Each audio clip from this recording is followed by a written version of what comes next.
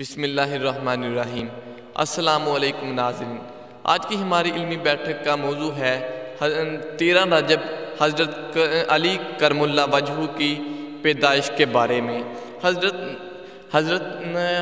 علی رضی اللہ تعالیٰ عنہ کی پیدائش پر، ان کی سیرت پر کوئی روشنی ڈالیں۔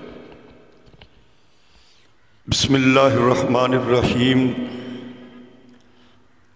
حضرت علی مرتضیٰ رضی اللہ تعالی عنہ، جنہیں فاتح خیبر، شیر خدا، داماد پیغمبر اور رسول اللہ صلی اللہ علیہ وسلم کا بھائی کہا جاتا ہے، آپ کے والد ابو طالب، والدہ کا نام فاطمہ بنت اسد۔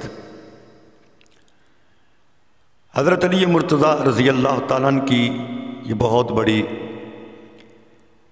اعلیٰ خوش قسمتی ہے کہ آپ کی پرورش رسول کریم صلی اللہ علیہ وسلم نے فرمائی،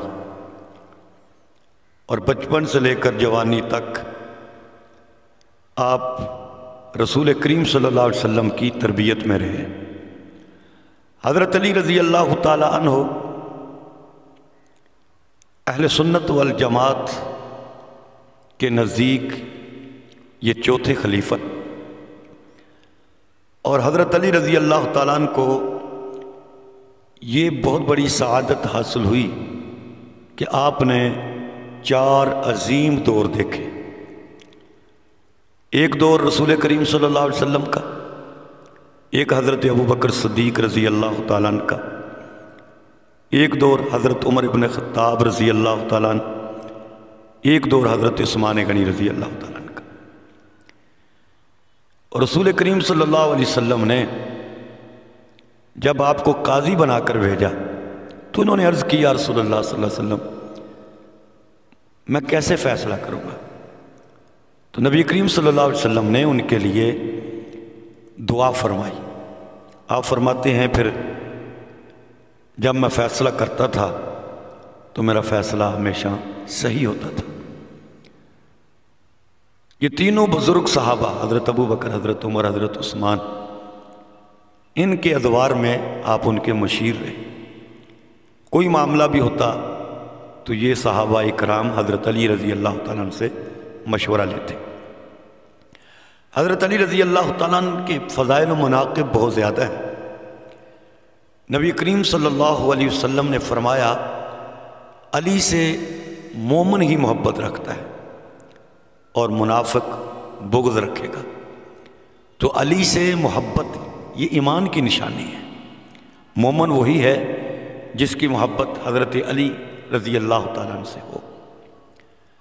اور رسول کریم صلی اللہ علیہ وسلم نے یہ بھی فرمایا کہ میں حکمت کا یا علم کا دروازہ شہر ہوں، اور علی مرتضیٰ رضی اللہ تعالیٰ عنہ اس کا دروازہ ہے۔ تو جس طرح اللہ پاک نے حضرت علی رضی اللہ تعالیٰ عنہ کو فقہ، سمجھ، علم عطا فرمایا، یہ بہت کم ایسے افراد کو حاصل ہوتا ہے۔ نبی کریم صلی اللہ علیہ وسلم نے فرمایا کہ علی، آپ مجھ سے ہیں اور میں آپ سے ہوں۔ یہ قرب اور محبت کو حضور علیہ السلام نے بیان فرمایا۔ حضرت ابوبکر صدیق رضی اللہ تعالیٰ عنہ کے دور میں حضرت علی مرتضیٰ ان کے مشیر رہے۔ پھر حضرت عمر ابن خطاب رضی اللہ تعالیٰ عنہ کا دور آیا تو حضرت عمر ابن خطاب کا یہ قرب مزید اس صورت میں بڑھ گیا کہ حضرت علی رضی اللہ تعالیٰ عنہ کی بیٹی حضرت ام کلثوم کا نکاح حضرت عمر ابن خطاب سے ہو گیا۔ تو یہ ایک سسرالی رشتے کا اضافہ ہوا۔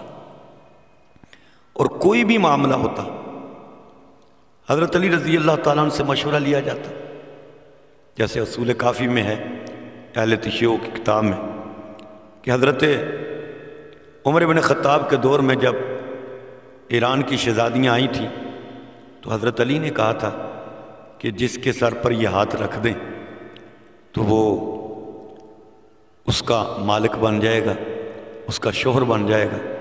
تو دور حضرت عمر کا تھا اور فیصلہ حضرت علی کر رہے تھے۔ یہ معلوم ہوتا ہے یہ باہمی محبت کی بات تھی۔ حضرت ابو بکر صدیق رضی اللہ تعالیٰ عنہ مسجد میں بیٹھے ہوئے ہیں، حضرت عمر ہیں، حضرت سعد ہیں، تو مشورہ یہ ہو رہا ہے کہ علی مرتضیٰ رضی اللہ تعالیٰ عنہ کی شادی کیوں نہیں ہو رہی؟ تو کہنے والوں نے کہا کہ وہ شاید اپنے آپ کو غریب سمجھتے ہیں۔ تو حضرت ابو بکر صدیق رضی اللہ تعالیٰ عنہ آپ کے رفقا نے فرمایا اس معاملے میں حضرت علی کی مدد کریں گے۔ یہ ملا باقر مجلسی نے اہل تشیع کے بہت بڑے رائٹر ہیں، ان نے جلاء العیون میں یہ بات لکھی ہے اور دوسری کتب میں بھی یہ موجود ہے۔ تو حضرت ابو بکر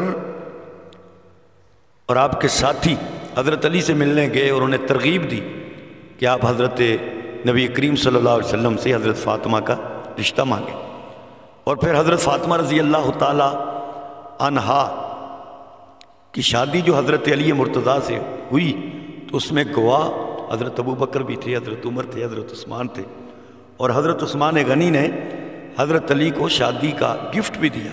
وہ زرہ جو حضرت علی مرتضیٰ رضی اللہ تعالیٰ عنہ بیچنے گئے تھے، حضرت عثمان نے خرید کے اس کے پیسے دے کر پھر حضرت علی مرتضیٰ کو گفٹ دے دی کہ آپ میری طرف سے شادی کا گفٹ لے لیں۔ تو یہ صحابہ کی باہمی محبت تھی، پیار تھا۔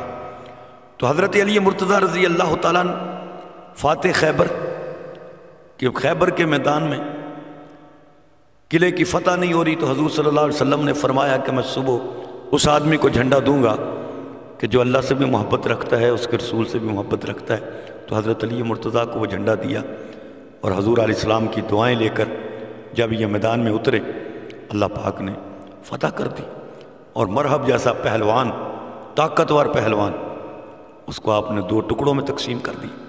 خندق کے موقع میں جب ایک طرف مسلمان تھے اور دوسری طرف 10,000 کی تعداد کفار کی تھی، اور مسلمانوں کو باہر سے بھی خطرہ تھا، اندر سے یہودیوں اور منافقوں کا خطرہ تھا۔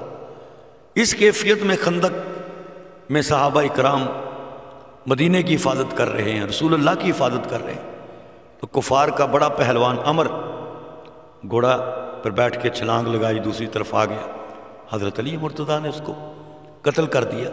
تو آپ شیر خدا تھے، بہادر تھے، جرت، علم، عمل، تقوی، اللہ پاک نے آپ کو نوازا تھا۔ یہ حضور کی تربیت کا اثر ہے۔ ہجرت کی رات میں نبی کریم صلی اللہ علیہ وسلم نے مکے والوں کی امانتیں حضرت علی کے حوالے کی، علی صبح یہ امانتیں مکے والوں کو واپس دے دینا، اور یہ میری چادر لے کے سو جاؤ۔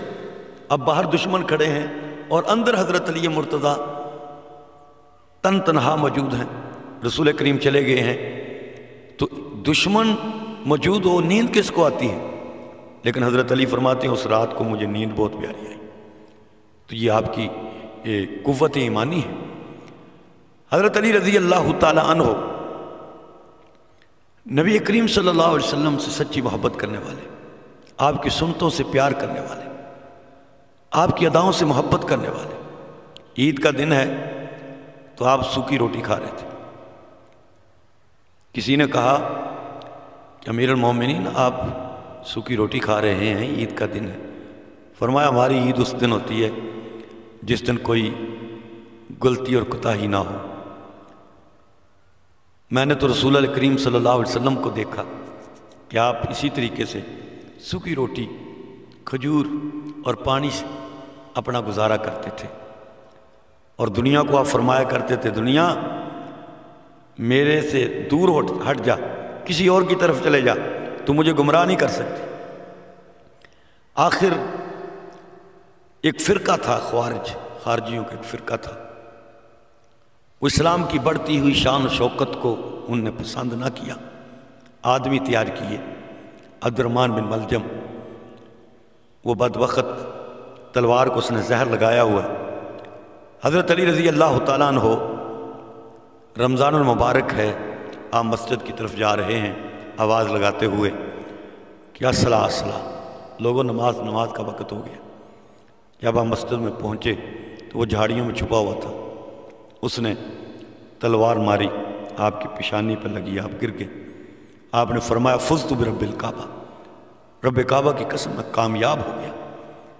آپ کو گھر لے جایا گیا، پوچھا گیا تو کہا گیا کہ عبد الرحمن نے، اور یہ وہ تھا کہ جس کے ساتھ بڑے احسانات حضرت علی مرتضیٰ نے کیے تھے۔ آپ نے فرمایا اس کے ساتھ کوئی سختی نہیں کرنی، اس کے ساتھ نرمی کا معاملہ رکھو، اس کے کھانے کا خیال رکھو، اس کے بسترے کا خیال رکھو۔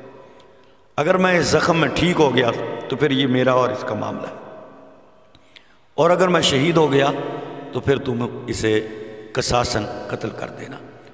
اس طریقے سے آپ 22 رمضان مبارک کو جام شہادت نوش فرما گئے۔ اللہ ان سے راضی ہو۔